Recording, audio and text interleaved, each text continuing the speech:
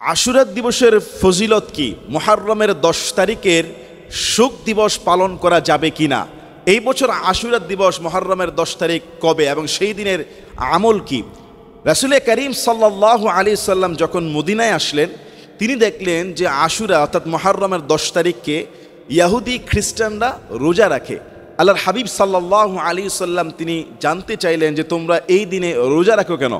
ইহুদিরা জবাব দিল যে আমরা মুসা আলাইহিস সালাতু ওয়াস সালামকে আল্লাহ তাআলা এই দিনে মুক্তি দিয়েছেন, ফেরাউনের হাত থেকে নাজাত দিয়েছেন। ফেরাউনকে এই দিনে সদল বলে সমুদ্রে ডুবিয়ে মেরেছে, এজন্য আমরা শুকরিয়া কৃতজ্ঞতা স্বরূপ এই দিনে রোজা রাখি মুসা আলাইহিস সালামকে বিজয় দেওয়ার কারণে। নবী আকরাম সাল্লাল্লাহু আলাইহি সাল্লাম বললেন, তোমাদের চেয়েও মুসা আমার আরও কাছের।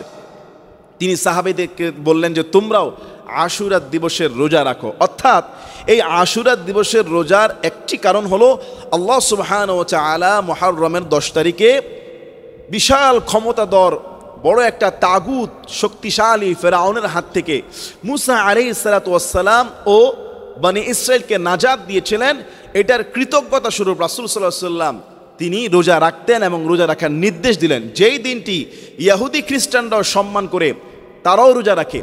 আল্লাহর হাবিব সাল্লাল্লাহু আলাইহি সাল্লাম তিনি বললেন, সামনের বছর যদি আমি বেঁচে থাকি তাহলে আমি 9 তারিখে রোজা রাখবো।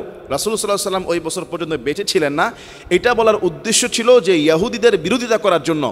ইহুদিরা আশুরা 10 তারিখ রোজা রাখে, তারা খ্রিস্টানরাও রাখে, মুসলমানরা যেন একদিন কম বেশি আগের দিন বা পরের দিন যেন 2 দিন রাখে, তাদের যেন খেলাফ হয়, এই জন্য আশুরা দিবসের রোজাটা 2 দিন আমরা রাখি। তো এই বছর 2025 সাল, এই বছর আশুরা দিবসের রোজাটা কোন দিন?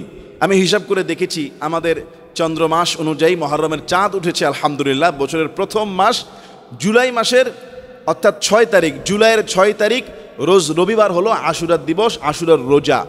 তাই কেউ যদি আমরা ইনশাআল্লাহ আশুরার রোজাটা রাখার নিয়ত করি, শনি রবি অথবা রবি সোম, সোমবার রাখলে আবার সাপ্তাহিক সুন্নাহ রোজাটা হয়ে গেল, রবি সোম আমরা 2 দিন রোজা রাখতে পারি।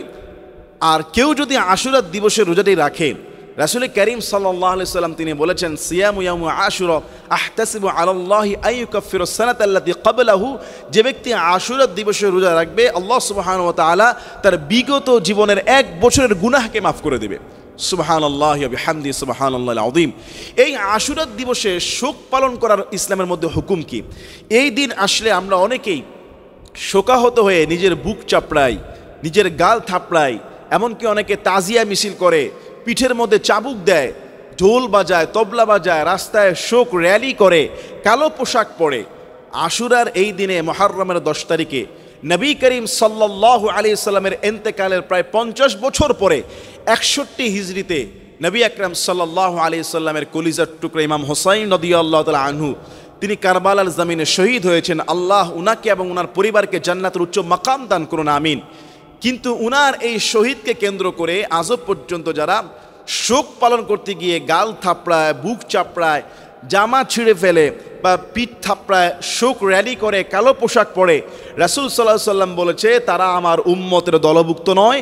যারা শোক পালন করতে গিয়ে বুক থাপড়ায়, গাল চাপড়ায়, মাতম করে, সম্পূর্ণ এটা শিরক, বেদআত, তাজিয়া মিছিল, এই ধরনের শোক সিস্টেম পালন করা সম্পূর্ণ ইসলাম বহির্ভূত কাজ। এবং রাসূল সাল্লাল্লাহু আলাইহি সাল্লামের ইন্তেকালের অনেক দিন পরে ইমাম হুসাইন রাদিয়াল্লাহু তাআলা আনহু শহীদ হয়েছেন হযরত আলী, শহীদ হয়েছেন হযরত ওমর ফারুক রাদিয়াল্লাহু তাআলা আনহু, শহীদ হয়েছেন হযরত উসমান গনি রাদিয়াল্লাহু তাআলা আনহু। তাদের জন্য আমাদের দোয়া থাকবে, তাদের জন্য আমাদের রহমতের সালাম থাকবে। কিন্তু শোক পালন করা এইভাবে ইসলামের শরীয়ত সম্মত নয়।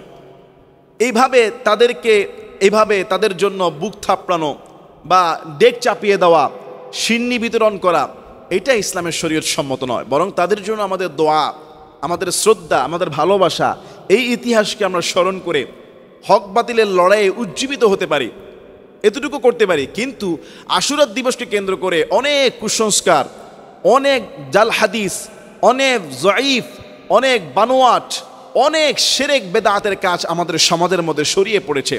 এজন্য সাবধান মুসলমান। আশুরা দিবসের একমাত্র ইবাদত সহিহ হাদিস দ্বারা বর্ণিত, সেটা হলো রোজা। সেই দিনটি আপনি আল্লাহর খুশির জন্য কৃতজ্ঞতা স্বরূপ রোজা রাখবেন, তাহলে বিগত 1 বছরের গুনাহকে আল্লাহ তাআলা মাফ করে দিবেন। আমরা দোয়া করি আল্লাহ সুবহানাহু ওয়া তাআলা আমাদের সবাইকে সঠিকটা বুঝার এবং আমল করার তৌফিক দান করুন, আমিন।